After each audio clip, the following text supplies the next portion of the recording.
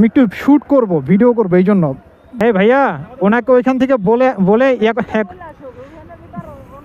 এখন তোমরা কি প্রত্যেকটা সিগন্যালে 5 মিনিট করে ওনাদের দাঁড় করাবা বলো? হ্যাঁ হ্যাঁ, এখন এক বেচারা তো ভুল স্বীকার করে আসছে, সে দাঁড়ায় আসছে। এখন তোমরা কি যদি 5 মিনিট করে দাঁড় করো, ঢাকার এই মাথা থেকে ওই মাথা যাইতে তো 3 ঘন্টা লাগবে বলো? তোমাদের তো এটাও বোঝা উচিত। আসসালামু আলাইকুম গাইস, আজকে সকালের ব্লগে আপনারা পুরান ঢাকা পর্যন্ত আসার অবস্থা দেখছেন। এখন আবার আমি বাসার দিকে যাচ্ছি।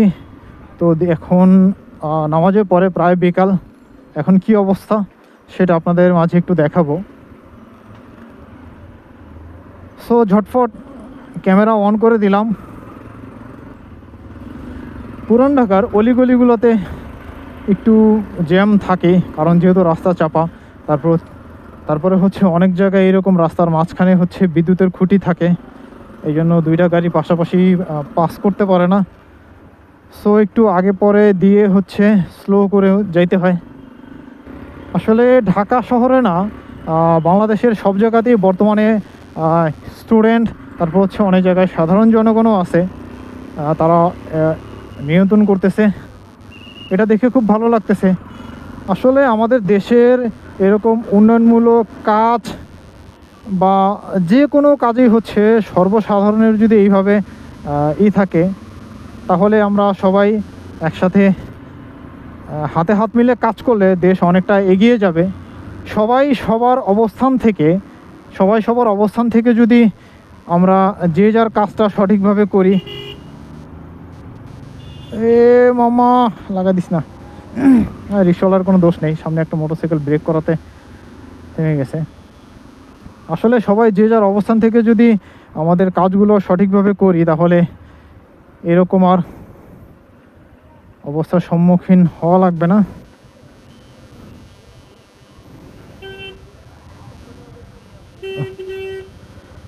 আমি বামলেনটা আটকাই নেই, ভাইটা ভুল করে এসে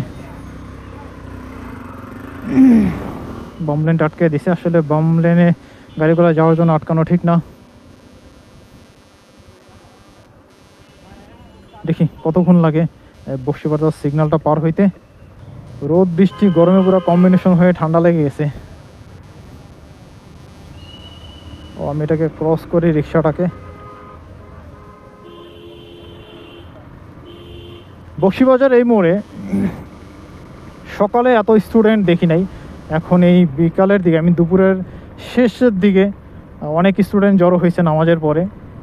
তারা নিজ নিজ অবস্থান থেকে হেল্প করতেছে ট্রাফিক সিস্টেমটাকে। এইখানে শহীদ মিনারের এই মোড়ে সিগন্যাল নাই, তেমন একটা ভিড় নাই। ছেলেদের পাশাপাশি মেয়েরাও যথেষ্টভাবে অগ্রগামী হয়ে কাজ করতেছে, এটা খুব ভালো লাগতেছে। তারা হাতে হাত মিলিয়ে সবার সাথে দেশটাকে বর্তমান পরিস্থিতিতে একটু সুশৃঙ্খলভাবে চলার জন্য তারা কাজ করতেছে সম্মিলিতভাবে। এটা এই যে এখানে বিভিন্ন অন্যান্য স্টুডেন্ট আছে, তারা সবাই কাজ করতেছে।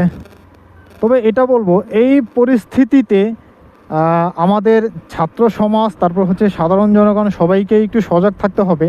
কারণ দেখা যাচ্ছে বাংলাদেশের বিভিন্ন জায়গাতে বর্তমানে চুরি ডাকাতি ছিনতাইয়ের পরিমাণ হচ্ছে বেড়ে গেছে। কারণ যেহেতু আইনশৃঙ্খলা বাহিনী ওইভাবে এখন তারা সচেষ্ট মানে দায়িত্ব পালন করতেছে না, যেহেতু তাদের উপরে একটা নির্যাতন হয়েছে বা তারা একটা ইসের কারণে তারাও এখন একটা বদনামের ভাগিদার হয়ে গেছে। সো তারা কর্মবিরতি পালন করতেছে। এই জন্য আইনশৃঙ্খলা কিছুটা একটু অবনতির দিকে আছে আমাদের দেশে। তো সবাই যদি যার যার অবস্থান থেকে সচেতন থাকি, তাহলে এই অবস্থাটা থেকে আমরা পরিত্রাণ পাবো অতি শীঘ্রই। এই হচ্ছে টিএসসি, এই রাজু ভাস্কর্যের এখান থেকে শুরু হয়েছিল গণ অভ্যুত্থান, মানে এই 24-এর যে গণ অভ্যুত্থান, বৈষম্য বিরোধী ছাত্র আন্দোলন ঢাকা ভার্সিটির এখান থেকেই। তার পরবর্তীতে হচ্ছে সারা বাংলাদেশে ছড়িয়ে পড়ে। আমরা একটা বৈষম্য বিরোধী বাংলাদেশ চাই, সেটা ধর্ম বর্ণ মানে নির্বিশেষে সকল ধর্মের মানুষ, সকল বর্ণের মানুষ একসাথে হাতে হাত মিলিয়ে কাজ করবে। সিএনজিটাকে ছেড়ে দিলাম, কারণ যেহেতু আমি একটা ভিডিও শ্যুট করতে করতে যাচ্ছি, তো একটু স্লোলি যাচ্ছি। এখানে আবার কিসের আন্দোলন হচ্ছে বলতে পারতেছি না। আচ্ছা, এখানে কিছু একটা বিষয় নিয়ে হচ্ছে আন্দোলন চলতেছে, সেটা বুঝতেছি না। শাহবাগ থেকে বের হওয়ার সময় এই রোডটাতে ডানের লেনটা হচ্ছে খালি আছে, কারণ যেহেতু ডানে গাড়িগুলো যাবে এই জন্য। আর বাম লেনটাও মোটামুটি অনেকটাই খালি। সোজা লেনটাতে যাওয়ার জন্য স্টুডেন্টরা এখানে সিগন্যাল মেনটেন করতেছে।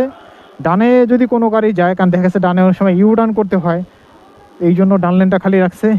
প্রত্যেকটা জায়গাতেই ডান লেন, বাম লেন, যেখানে বামে যাওয়া দরকার বা ডানে যাওয়া দরকার সেখানে লেনগুলো খালি রাখতেছে স্টুডেন্টরা। সো তবে কিছু কিছু জায়গায় দেখা গেছে যে এখানে ইমার্জেন্সি লেন হিসেবে ডান লেনটা অনেক জায়গায় খালি রাখতেছে। ও, এই রোদের ভিতরে ওরা অনেক কষ্ট করতেছে, যে যেভাবে পারতেছে ওদেরকে হেল্প করতেছে পানি খাবার দিয়ে। আপু আমি একটু বামে ঢুকে যাই, আমি একটু শ্যুট করব, ভিডিও করবো, এই জন্য বামে দাঁড়াবো। হ্যাঁ, একটু আপনি একটু চাপো তো, একটু চাপান। হ্যাঁ হ্যাঁ, একটু দেখার চেষ্টা করতেছি এখানে শাহবাগের জাতীয় জাদুঘরের সামনে কী নিয়ে আন্দোলন হচ্ছে। এখানে লেখা আছে যে 2009 সালের 26 ফেব্রুয়ারি ঢাকার পিলখানায় সীমান্তরক্ষী বাহিনীর সদর দপ্তরে যে বিদার হত্যাকাণ্ড হয়, তাদের অনেকেই হচ্ছে ওই সময়ে ওই যে আন্দোলন হয়েছিল তার জন্য চাকরিচ্যুত হয়েছেন। এই জন্য যে বিডিআর যে জওয়ানরা আছে তারা এখানে একীভূত হয়েছেন, যে ওই সময়ে 57 সেনা কর্মকর্তা সহ 74 জন হত্যার পুনঃবিচারের হচ্ছে তারা দাবি জানাচ্ছেন। এই সময়টাতে সবাই তারা যারা জওয়ানরা আছেন, এই দেখেন এই অবস্থাতে জাতীয় জাদুঘরের ঠিক সামনে এ পাশ থেকে ওই একবারে এই পাশ থেকে এই পাশ পর্যন্ত সবাই হচ্ছে তাদের দাবি নিয়ে এখানে দাঁড়িয়ে আছে, তারা যাতে তাদের চাকরিটা আবার ফেরত পেতে পারে। কারণ ওই সময়ে হয়তো দেখা গেছে যেহেতু বর্তমান তৎকালীন সরকার আওয়ামী লীগ সরকারের পতনের পরে তারা আবার তাদের দাবিটা জানাচ্ছে। তারা বলতেছে যে তাদের বিনা বিচারে হচ্ছে তাদের চাকরিচ্যুত করা হয়েছে। এখানে অনেকে বিভিন্ন প্ল্যাকার্ড নিয়ে দাঁড়িয়ে আছে, যাদের আত্মীয় স্বজন হচ্ছে জেলখানায় এখনো বন্দী আছে, তারা তাদের মুক্তি চাচ্ছে। অনেকে আছে যে তাদের এই 16 বছর তারা তাদের বাবার অপেক্ষা আছে, তাদের বাবাকে খুঁজে পাচ্ছে না, বা অনেকে জেলখানায় আছেন। এই সব কিছু মিলেই হচ্ছে আজকে এখানে আন্দোলনটা চলতেছে। ও, এখানে এই রিক্সাওয়ালারা মামারা কোনো দিনই মনে হয় ভালো হবে না, এরা কোনো নিয়মের তোয়াক্কা করতেছে না, যে যেভাবে পারতেছে ডানে বামে ঢুকে যেতেছে।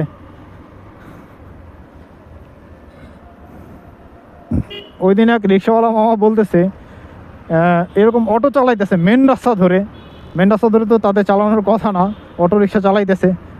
তো আমার সাথে বাইক ছিল না, আমি এমনি কথা বলতেছিলাম, তা উনি বলতেছে যে এই বাইকারদের কারণে তারা ঠিকমতো রিক্সাই চালাইতে পারে না রাস্তা দিয়ে। আসলে আমি এটা বুঝি নাই, রাস্তা কি বাইক বন্য গাড়ির জন্য না রিক্সার জন্য, সেটাই এখন বোঝা দায় হয়ে গেছে। কারণ কিছুদিন আগে এই অটো রিক্সা চালকরা হচ্ছে আন্দোলন করার পরে মনে হইতেছে যে তাদের সাহসের পরিমাণটা আরও অনেক বেড়ে গেছে, তারা নিয়মকানুনের কোনো তোয়াক্কা করতেছে না। সাবেক হোটেল শেরাটন বর্তমানে হচ্ছে ইন্টারকন্টিনেন্টাল। মোড় পার হয়ে গেলাম, যেহেতু জুম্মার নামাজের পরে এখন বাজে 3টা, তো রাস্তায় জ্যাম নেই। কিছু কিছু জায়গায় আন্দোলন ছাড়া তেমন কোনো জ্যাম নেই রাস্তায়, আর প্রচুর পরিমাণে রোদ। আমি শাহবাগে দাঁড়িয়ে একটা ভিডিও শ্যুট করতেছিলাম, যে বিডিআর বিদ্রোহের সময় যারা চাকরিচ্যুত হয়েছে তারা চাকরি ফেরত পাওয়ার জন্য সেই জওয়ানরা এখানে আন্দোলন করতেছে তাদের চাকরি ফেরত পাওয়ার জন্য। তো একটু রোদে দাঁড়াইছিলাম, সেখানে প্রচুর পরিমাণে গরম লাগতেছে। কারণ বাজার থেকে আসার সময় ওই পারে সিগন্যালটাতে একজন আনসার ভাই দাঁড়ায় আছেন, আনসার সদস্য।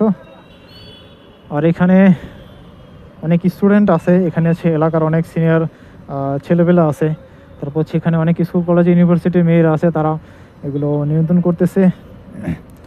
কেউ যদি ডানে ইউটার্ন করতে চায় তাকে ইউটার্ন করতে দিচ্ছে, যেহেতু ইউটার্ন করার জন্য ওই লেনটা খালি রাখতেছে তারা। বাইকারদের বিশেষ করে বাইকে যারা হেলমেট ছাড়া আছেন তাদেরকে তারা সচেতন করতেছেন এবং অনেক জায়গায় দেখা যাচ্ছে তারা 2-4 মিনিট করে দাঁড় করিয়ে রাখতেছেন শাস্তিস্বরূপ, যাতে পরবর্তীতে তারা হেলমেট ছাড়া বের না হন। আসলে হেলমেট ছাড়া কখনোই বাইক চালানো ঠিক না। হ্যাঁ, আপনি বাসা থেকে বের হয়েছেন, আপনার এলাকার ভিতরে আপনি চালাইতেছেন, ধরেন 1 কিলোর ভিতরে, সেটা আলাদা কথা। আপনি দূরে কোথাও যাচ্ছেন না, হাইওয়েতে যাচ্ছেন না, বাজার টাজার এলাকায় বাজার করতেছেন, সেটা আলাদা কথা। বাট কিন্তু আপনি দূরে যখন বের হবেন, মোটামুটি রাস্তায় বের হবেন, তখন অবশ্যই আপনার হেলমেট পরিধান করে আসতে হবে।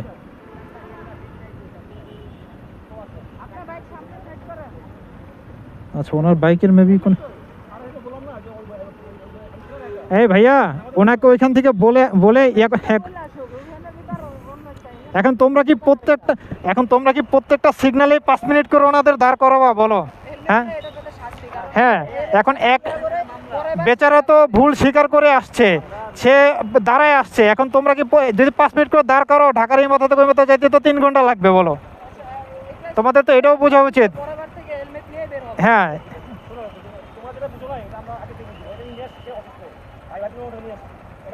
উনি তো রাস্তা থেকে নিয়ে আসছো নাকি অসুস্থ দেখে? ওদের ওদের কথা ঠিক আছে, কারণ এটা তো আমাদেরই সেফটি। একটা ভাই হচ্ছে এখানে হেলমেট ছাড়া একজন পিলন নিয়ে আসছে, আসলে ওনার দোষ নাই, বেচারা অসুস্থ, রাস্তা থেকে উনি উঠায় নিয়ে যাচ্ছে। হেলমেট নাই দেখে ধরতেছে সবাই প্রত্যেকটা সিগনালে, যে এই ভাইটা উনি বলে বলে আসতেছে, 1 মিনিট করে দাঁড় করাইতেছে। তো আমি একটু রিকোয়েস্ট করলাম ওনার হয়ে, যেহেতু কারণ প্রত্যেকটা সিগনালে যদি ওনাকে এরকম 3-4 মিনিট করে দাঁড় করায় রাখে এক্সট্রা সিগন্যালের বাইরে, তাহলে ওনার যেতে অনেক সময় লাগবে। উনিও সরি বলতেছে সবাইকে। তো আমি ওনাকে বলে দিছি যাতে পরবর্তীতে যাতে হেলমেট ছাড়া কখনো বের না হয়, কারণ আমিও আজকে সাথে 2টা হেলমেট নিয়ে আসছি, আমার নিজের একটা এবং সাথে আর একটা পিলনের হেলমেট আছে। কারণ রাস্তায় বের হইলে অনেক সময় অনেক পরিচিত লোকের সাথে দেখা হয়ে যায়, বা অনেক সময় মানে কাউকে হেল্প করার চেষ্টা করি এক জায়গা থেকে আরেক জায়গায় যাওয়ার জন্য। এই জন্য আমি হেলমেট সাথে করে অলওয়েজ 2টা হেলমেট নিয়ে আসি। ছাত্ররা রাস্তার মাঝখানে দাঁড়িয়ে দাঁড়িয়ে লেনগুলো ডিভাইড মানে ভাগ করে দিতেছে, কে কোন দিকে যাবে না যাবে সেটা, কারণ লেন মেনে অবশ্যই চালানো উচিত।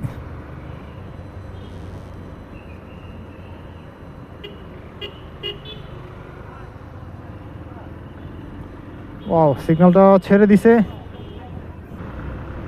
আমিও যত দ্রুত পারতেছি চলে যাচ্ছি, যেহেতু রাস্তা ফাঁকা, আমারও বাসায় দ্রুত যেতে হবে। সো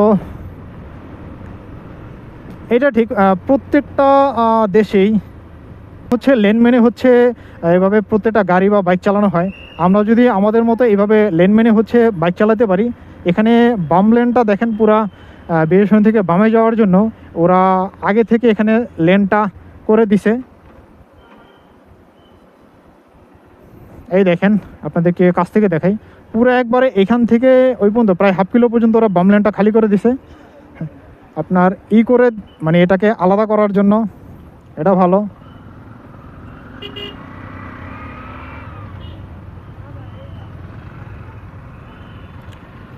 এভাবে যদি লেন মেনে গাড়ি চালায়, তাহলে ঢাকা শহরে জাম একদমই থাকবে না। আমি একটু এখানে ছায়ায় দাঁড়াই। ও, ঢাকা শহরে মনে হয় সবথেকে বড় সিগন্যাল এই বিজয়সনী সিগন্যালেই পড়ে, কারণ এই জ্যামের কারণে ঢাকা শহরে সব জায়গাতে হচ্ছে এই সিগন্যালের কারণে জ্যাম পড়ে থাকে। টাইম টু টাইম এভাবে যদি সিগন্যালটা মেনটেন করা হয়, তাহলে ঢাকা শহরে এরকম জ্যাম পড়ে না। আগে মানে গত কয়েক মাস আগে যখন এই বিজয়সনী সিগন্যাল দিয়ে যাওয়া আসা করতাম, এখানে যারা সিগন্যাল নিয়ন্ত্রণ করতেন, আমাদের পুলিশ সদস্য যেই ভাইয়েরা ছিলেন, তারা দেখা গেছে এক পাশের সিগন্যালটা বারবার ছাড়তেছেন, কিন্তু কোনো এক পাশের সিগন্যাল হয়তো বারবার ছাড়তেছেন না। মানে বারবার না, আসলে টাইম টু টাইম ছাড়তেছে না। নিয়ম অনুযায়ী হচ্ছে প্রত্যেকটা একবার করে হচ্ছে রাউন্ড করে হচ্ছে ছাড়ার কথা, একবার করে। তারা কিন্তু অনেক সময় এই কাজটা করতো না। দেখা গেছে যে এখান থেকে জাহাঙ্গীরগেট থেকে যারা বিজয়সনের দিকে যাচ্ছে, এই সিগন্যালটা টানা পরপর 3বার ছাড়তেছে, বা ওই যে কী যেন বলে তেজগাঁও থেকে যে সিগন্যালটা আছে সেটা হয়তো তারা 2বার করে ছাড়তেছে। ফার্মগেট থেকে আসার সময় যে সিগন্যালটা আছে সেই সিগন্যালটা দেখা গেছে ছাড়তেছে না। বা এই দিক থেকে যে যারা হচ্ছে তেজগাঁওর দিকে যাবে, মানে পশ্চিম দিক থেকে এসে, এই কারণে হচ্ছে জ্যামটা আসলে বেশি পড়তো। নিয়ম হচ্ছে প্রত্যেকটা সিগন্যালই একবার করে রাউন্ড করে ছাড়া, কিন্তু অনেক সময় এটা নিয়ম মানা হইতো না। হ্যাঁ, কিছু কিছু ক্ষেত্রে ঠিক আছে, যখন ভিআইপি মুভমেন্ট হয় বা অ্যাম্বুলেন্স থাকে, ইমার্জেন্সি কোনো কারণ থাকে, তখন হচ্ছে এটা যদি করে সেটা ঠিক আছে। আমি এখন জাহাঙ্গীর গেট দিয়ে ক্যান্টনমেন্টের ভিতর দিয়ে যাব, সো আমি ভিডিও করতে পারবো না। ক্যান্টনমেন্টে হচ্ছে ভিডিও করা নিষেধ, ক্যামেরাই এভাবে ওপেন রাখাটাই হচ্ছে নিষেধ। আমি অফ করে যেতে পারবো ক্যামেরা বন্ধ করে, তারপর আমি চাচ্ছি না, তো আমি আগে থেকেই হচ্ছে ক্যামেরা অফ করে দিই। এখান থেকে সবার কাছ থেকে বিদায় নিচ্ছি। আল্লাহ হাফেজ, আসসালামু আলাইকুম, ভালো থাকবেন। আর যারা যারা এই মুহূর্তে আমার ভিডিও দেখতেছেন সবাইকে স্বাগতম। যারা আমার চ্যানেলটিকে সাবস্ক্রাইব করেন নাই, লাইক করেন নাই, তারা সাবস্ক্রাইব এবং লাইক করে হচ্ছে পাশে থাকবেন। যারা আমার ফেসবুক আইডি বা পেজ থেকে ভিডিও দেখতেছেন তাদেরকেও স্বাগতম জানাচ্ছি আমার পেজে লাইক এবং কমেন্টস করার জন্য। সবাইকে আল্লাহ হাফেজ, আসসালামু আলাইকুম।